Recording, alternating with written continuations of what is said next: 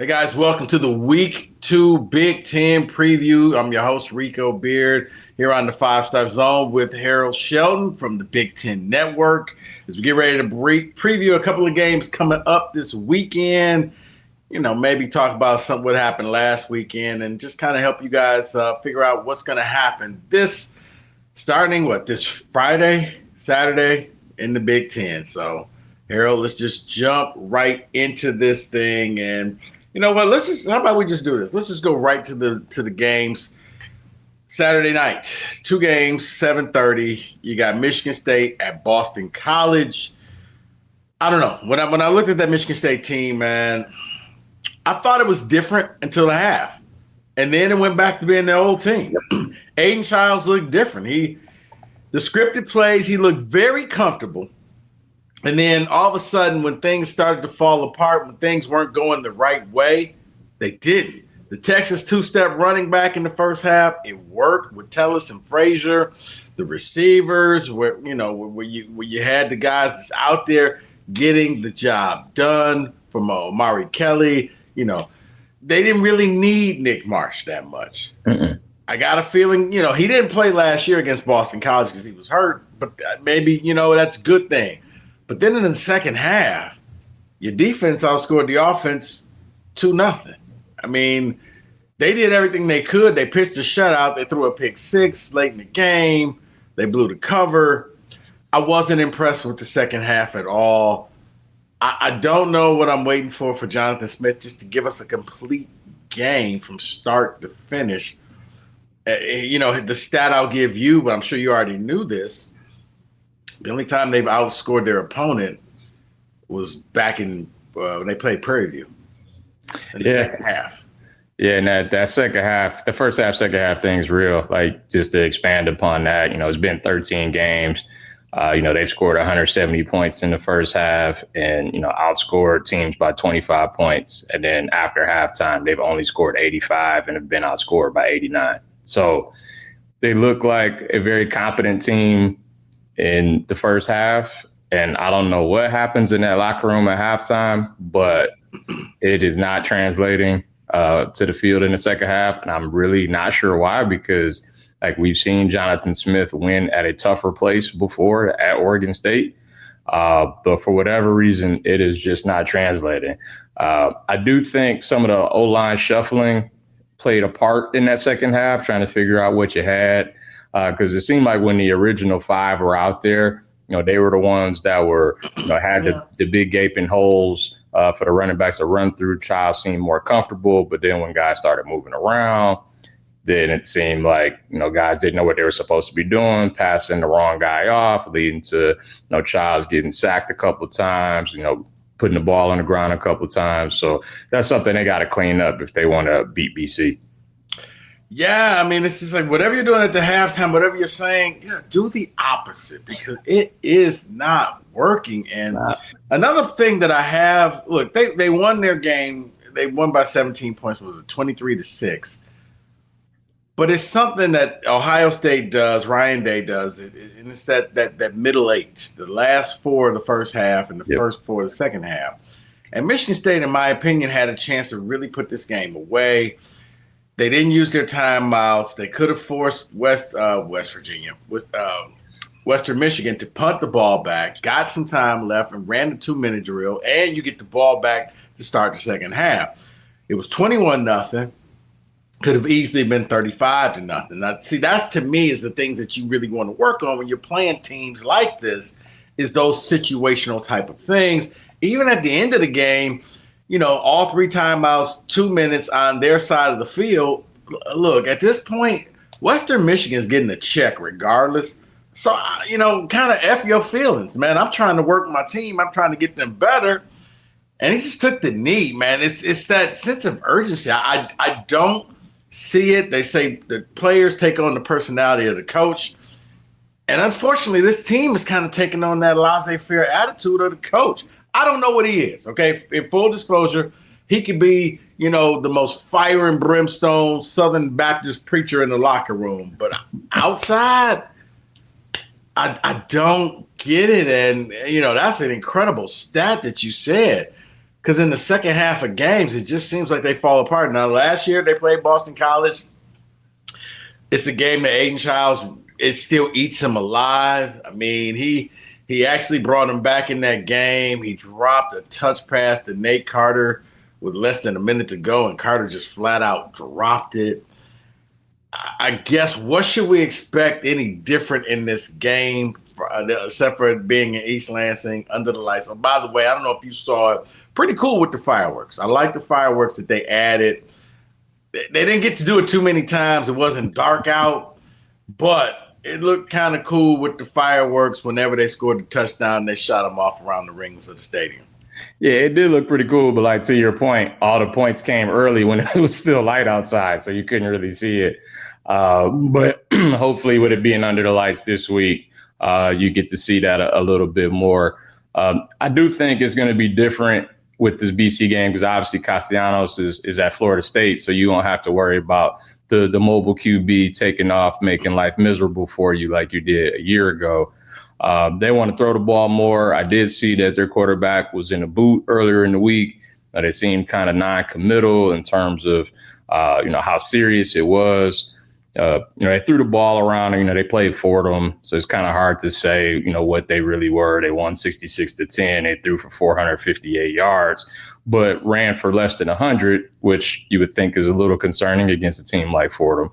But it's a 3-point spread, basically a coin flip game. I know we've talked about it before. They've got a ton of 50-50 games on the schedule.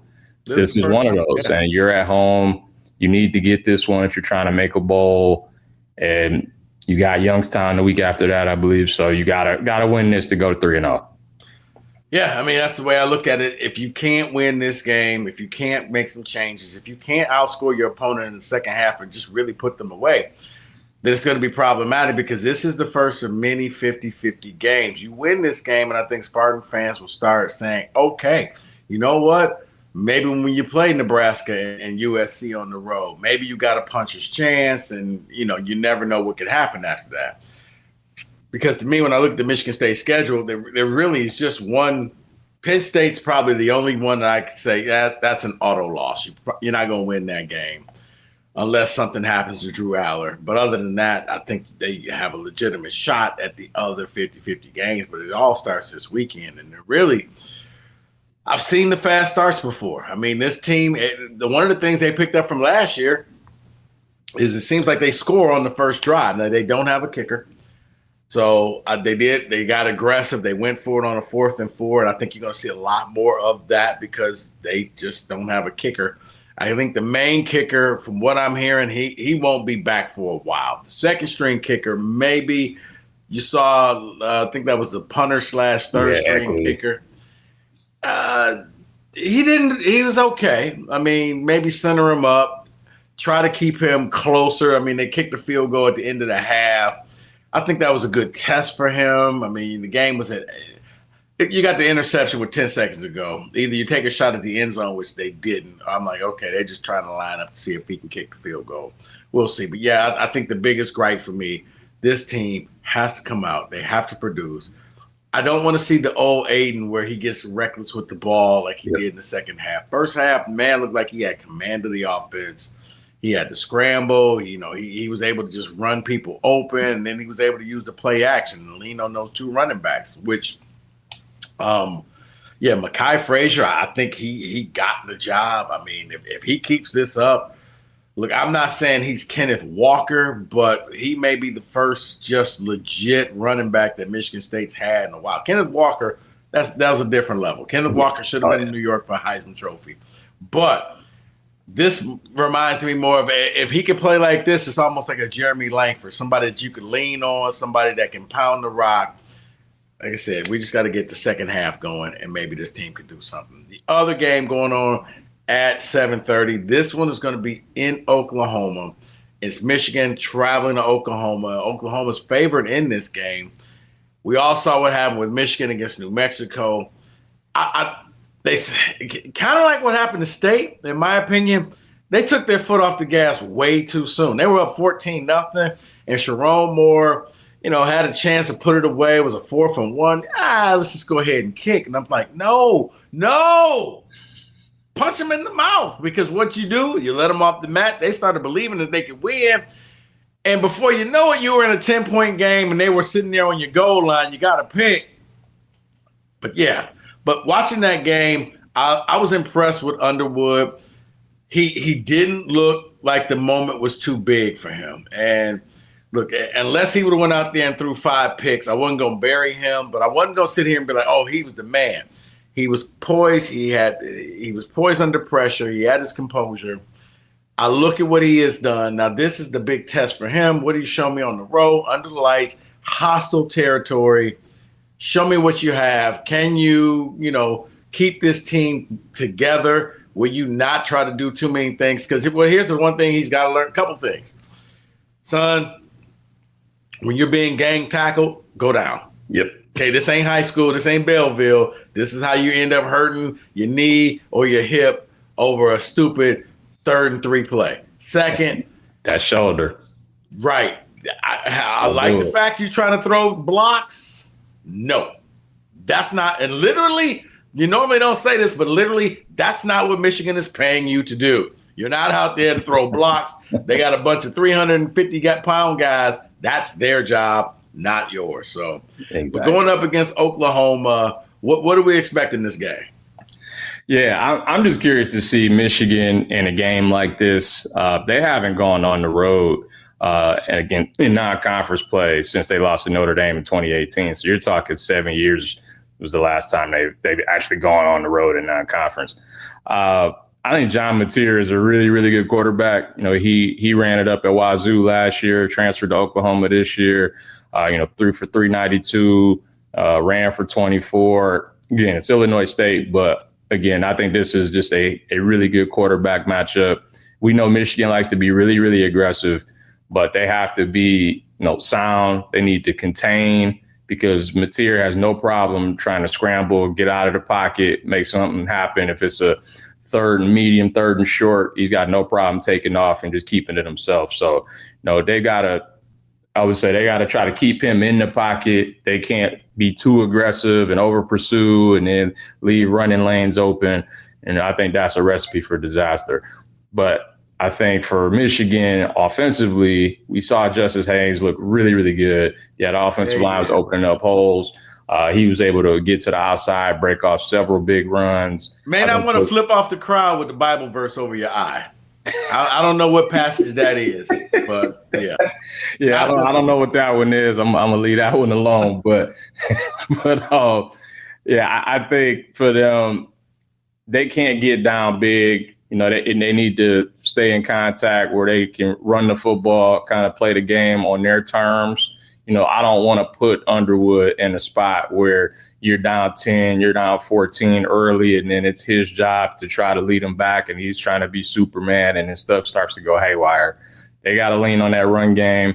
They got to be able to get off the field on 3rd down. And if they do, we'll see what happens, and we'll see if Underwood can rise to the occasion. But even if they lose this game, I think it doesn't really affect Michigan's big picture this year.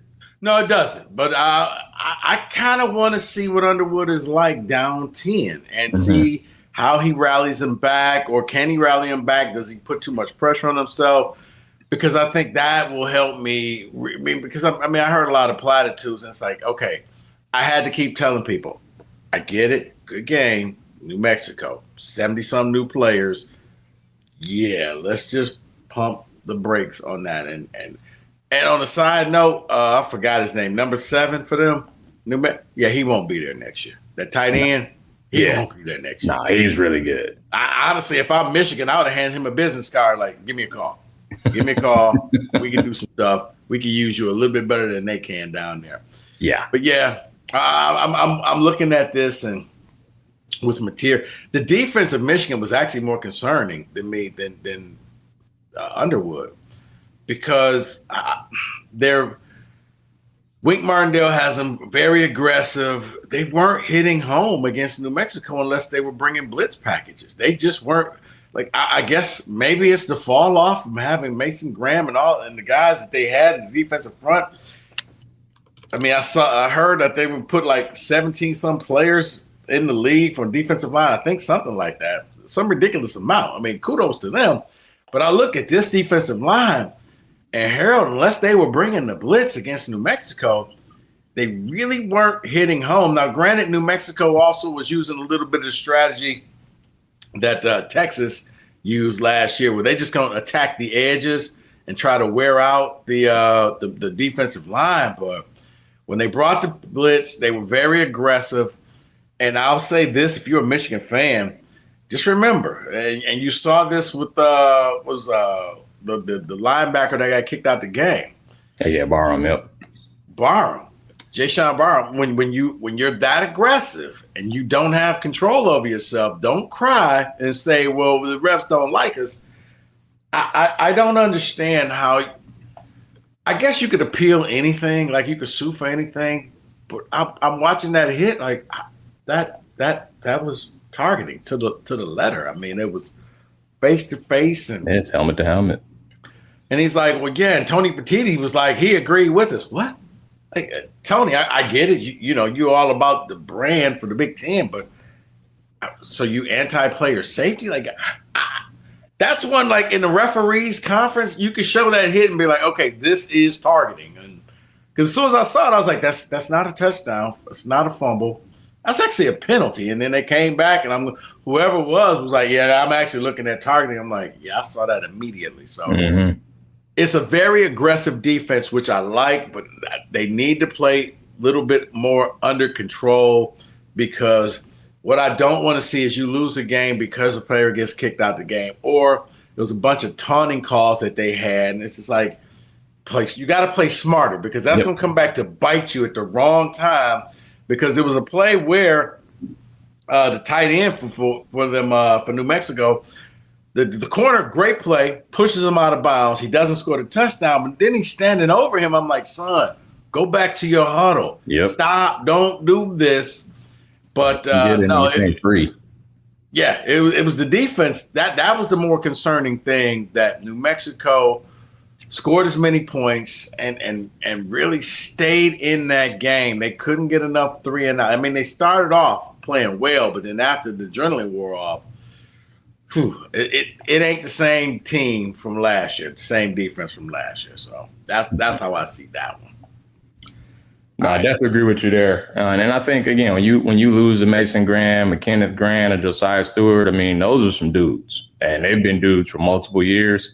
You know, it's hard to just, step in and replace that right away. And they got good players, but those dudes were next level for a reason. And so, expecting that in game one, I think that's asking a little too much. Maybe it comes later, but it would be very helpful for them if it came on Saturday, because I think they're going to need it against Mateer in that offense. Yeah, absolutely. You're going to have to be able to contain him. And because I do think if you're going to bring the blitz and you miss, either he takes off and run, or it's going to be one-on-one coverage back there. And I don't think that their corners are the way they used to be for Michigan. I think that may actually be something that could be exposed if you're Oklahoma. And yeah, you got you got Sharon Moore going back home, though I don't really think people really know that he's actually from Oklahoma. They're trying to make that more of a story. I don't think most Oklahoma people know. Like, you played here for real? What number were you? So we got that. Now we got the Cy-Hawk Trophy up for battles. Iowa versus Iowa State. Look, this game is always close. And I don't know how many people actually pay attention to this game, but it's always close. And I always want to say, whoever's the favorite, bet the underdog, because for some reason, the favorite never wins this thing. And right now, that would be favorable for the Hawkeye fans, because Iowa State is favored to win in this game. But what can you tell us about this? I mean, other than being a rivalry game and something that means a lot to the state of Iowa, what can you tell me about this? So for one, you got Kirk Ferentz with a chance to pass Woody Hayes for the most wins by a Big Ten head coach. They both have 205. So that kind of speaks to the longevity that he's had at Iowa, where you're able to stack up that many wins. But to your point with just the rivalry, the road team just seems to always win this. They've won 5 in a row. Iowa State hadn't won at home since 2011. They've lost 6 straight games. So for what home field doesn't seem to really matter too much in this. And to your point, it's the 8th straight matchup where the favorite has been by less than 6 points. Yeah. And in 7 of those 8, the favorite's been 3.5 or less. And it looks like Iowa State's around 3.5 right now. It's only the second time that Iowa State's even been favored in the last 24. So this is very odd territory for them. You actually got a ranked Iowa State against an unranked Iowa for the first time since 1978. So this is just a really weird game this year because it's usually Iowa being the hammer and Iowa State being the nail. And it's kind of flipped, at least on paper, but we'll see how it plays out because Iowa has definitely had the upper hand in this series. Yeah, and then there's another game that I'm not really understanding because Illinois is coming in. They're like 11th in the nation. Going against Duke. And Illinois, it's at Duke. Illinois is only favored by like 2.5 points. What happened here? Somebody injured, somebody hurt? What's going on with this? No injury. I think Duke's probably a little underrated. They've got a really good quarterback. Darian Mensah threw for 389 in week 1. Manny Diaz is the coach there. We remember him from his Penn State days with a very aggressive defense. Got a chance to get after Illinois a little bit. I do think Illinois is really good. I don't know if they're number 11 in the country good, but definitely top 15, top 20 good. And I just think this is one of those where it's more Duke being underrated than Illinois overrated. And, if you put this game in Champaign, Illinois is probably a touchdown favorite. But because it's at Duke, things happen on the road, especially early on, first road game. I do think it helps that Illinois is very experienced. They got a lot of all Big Ten players back. So I think they should win that game. But I wouldn't be shocked at all if Duke pulled off a mild upset. Yeah, that's when I saw that, I was like, wait, that should be 12, right? Not 2.5. It should be 12.5. I thought Illinois was all that. All right, so what's been the biggest surprises, good or bad, in the Big Ten week 1? The UCLA performance week 1 was troubling to say the least. It was all the hype with Nico coming in there and you thought things would be a little better, especially the way UCLA finished last year. And maybe this is Utah just being really good and more improved from what they were a year ago. And they're kind of back to the way they usually are under Kyle Whittingham. But they got absolutely destroyed up front, line of scrimmage wise. You give up 15 to 17 combined on 3rd and 4th down. You can't get off the field. You're outgained 492 to 220. I think a lot of people didn't see it because it was, so late, but that was a definitely eyebrow raising performance for all of the wrong reasons. And now you got a tricky game at UNLV. And again, I don't know why you're playing at UNLV, but a tricky game at UNLV, a game they could certainly lose. So you don't want to start 0-2 going into Big Ten play. They got to figure that out. Yeah, Nico Iamaleava, he had all the hype, but I think this is the downside where I hate to say it, he took the money. He didn't go for a good fit. And they actually traded. They didn't trade, but they traded quarterbacks with Tennessee. Tennessee looked pretty good with the old UCLA quarterback. But yeah, Iamaleava just looked. They were so out of sync in that game. And for those who didn't stay up late, you didn't miss much because it was over. I think the only thing worse than that game was maybe that TCU North Carolina game. It was just like, wow, I expected more than this. So yeah, that was one that had me scratching my head. The other one for me was I was looking at Ohio State. And I don't know what to take from that Ohio State-Texas game.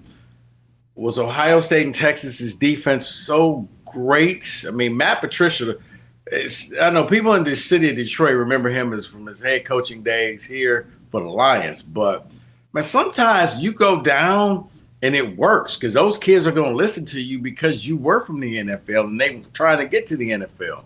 So they're going to hang on your every word like the 6-year-old in the barbershop. They were sponges.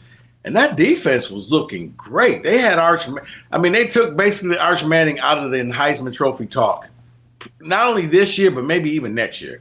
Like, we remember that game against Ohio State, Arch. You're done.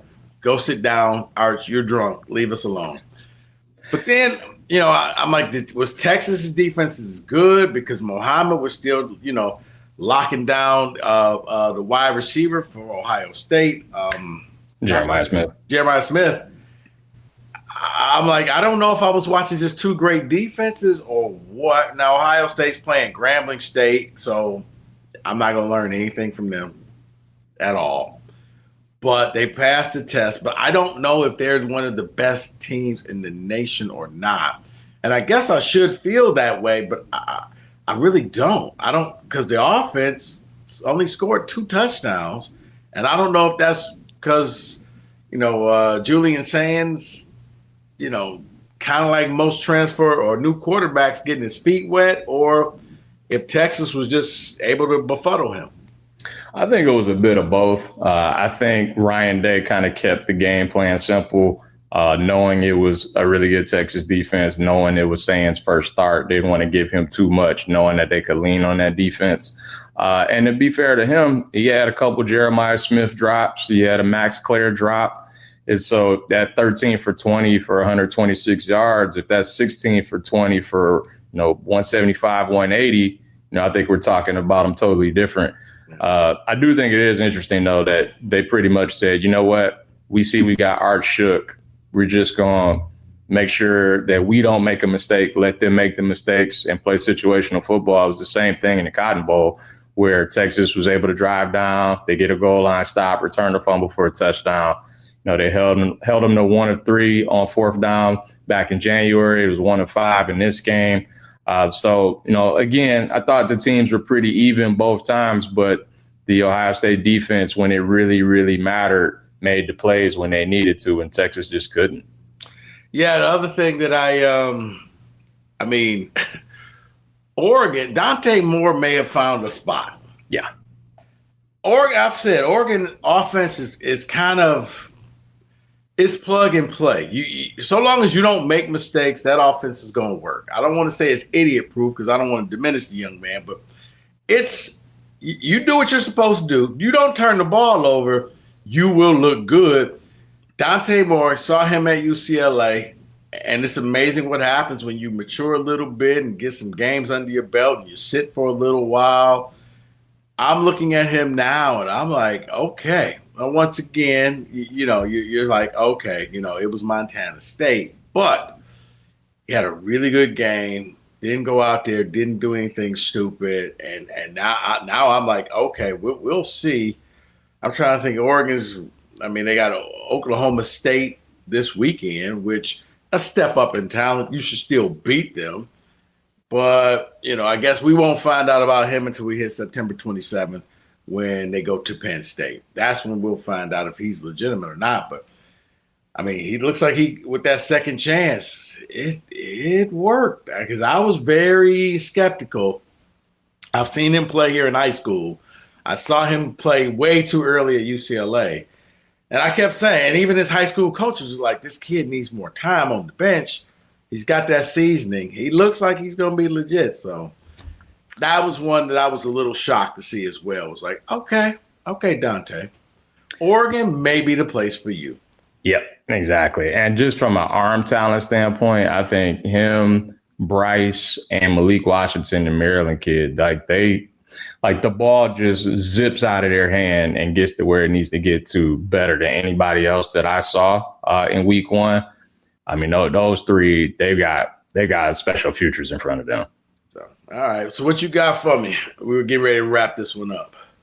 Yeah, I kind of wanted to go back to the Ohio State part and just kind of how rare it was to get a win like that with your offense, kind of being as bad as it was. It was the fewest points in a win over a number 1 team since Penn State won a national title in 1987 over Miami. That's what kind of stuff you're talking about. Wow. So credit to Matt Patricia and that defense, because it's really hard to win a game with 14 points and 203 yards against the number 1 team in the country, and they were able to do it. Yeah, I got a feeling Patricia may be jump-starting his career. Um, and I know it's a Big Ten thing, but because he used to coach in the Big Ten, how long do you think Alabama's going to stick with Kalen DeBoer? Is it just the buyout that's going to keep him there? Yeah, that buyout is definitely heavy, but I think it's like 63 million, something like that. But boosters down there, if they lose enough and they're not used to losing and they don't like it, I feel like they would figure it out. You already seeing lines up for next coach at Alabama. What are the odds are going to be after week one? Yeah, what are they like? He's like 9-5 since he's been there. Yeah, it's not good enough. Yeah, so all right. Maybe he'll be back in the Big Ten. I don't know. Anyway, Harold, appreciate you coming on. We'll break this down. Week 3 games next week. I'll have a wrap up of the weekend games after they get played on Sunday. But for now, thanks for watching the 5-Star Zone. For Rico Beard, that's Harold Shelton. We'll be back next week. Hope to see you guys then. Take care. Enjoy your college football this weekend.